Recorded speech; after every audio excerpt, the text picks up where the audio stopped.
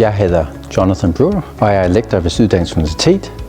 Jeg arbejder med bioimaging, og jeg er blandt andet direktør for Dambæk, som er en core facility for bioimaging ved Syddansk Universitet.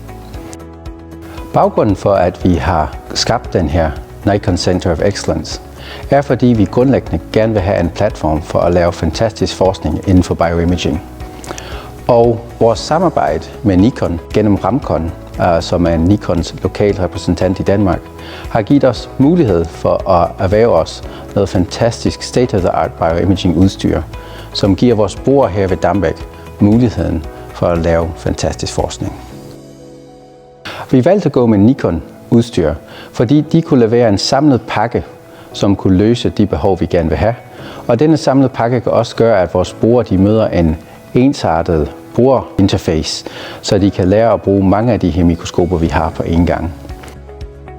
Samtidig var det sådan, at vores kommunikation og samarbejde med vores lokale partner her i Danmark er utrolig vigtigt for os, at vi har den service og den understøttelse, som vi har behov for. Og det har Ramcon levet fuldt op til og hjulpet os med at træffe den her valg.